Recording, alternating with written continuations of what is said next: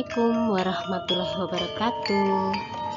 Sugeng siang para siswa. Sugeng pepanggihan malih wonten piwulangan basa Jawa. Kaliyan kula Bu Wulan. Materi ing dinten menika inggih menika babagan busana Jawa Ngayogyakarta Mataraman. Pangertosan. Busana Mataraman menika busana cara Praja Mataraman. Praja Mataraman Kasultanan Ngayogyakarta Hadiningrat. Busana kejawen punika ngewrat saliraning pralambang piwulang luhur ingkang sinandi.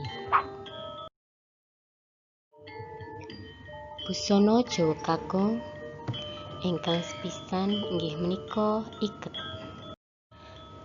Iket inggih menika sarana panutuping sirah.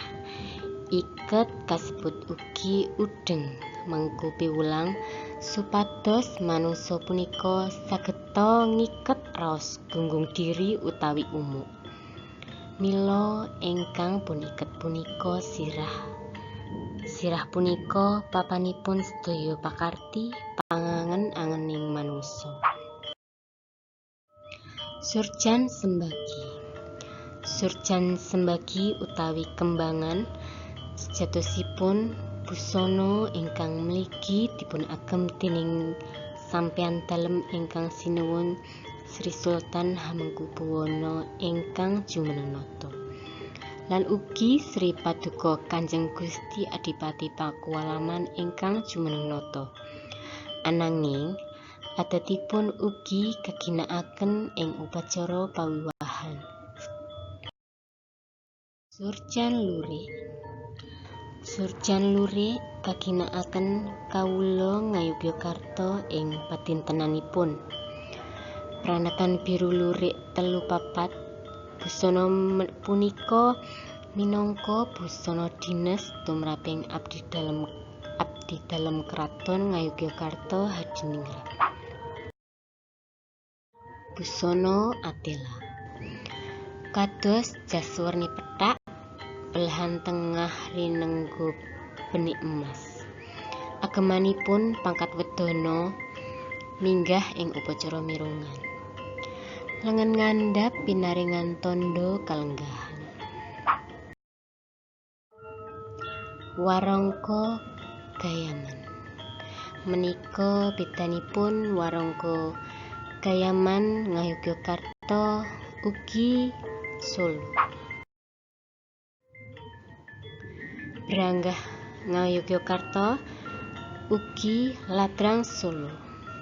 Menika bedanipun.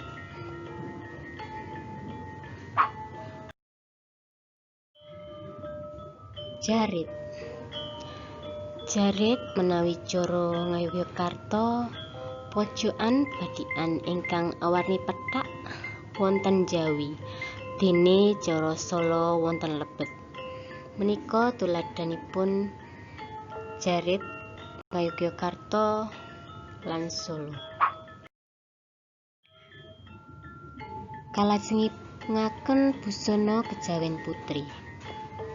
Ingkang sepisan sanggul lan kerudung utawi hijab. Sanggul ing gagrag Ngayogyakarta inggih punika sanggul teko. Wondene tumrap putri ingkang sampun krama saged ginakaken paes kembang. Rasukan kebaya. Kebaya tangkepan ingkang biasan adatipun dipunsebat Kartinian saged kutu baru. Menika tuladhanipun. Jarit utawi sinjang.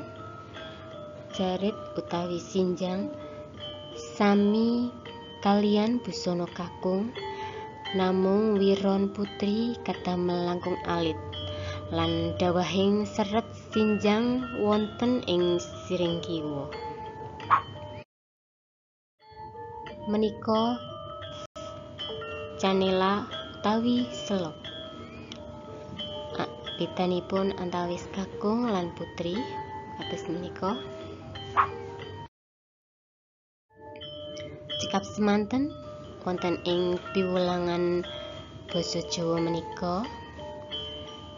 Saking kula, wassalamualaikum warahmatullahi wabarakatuh. Matur nuwun.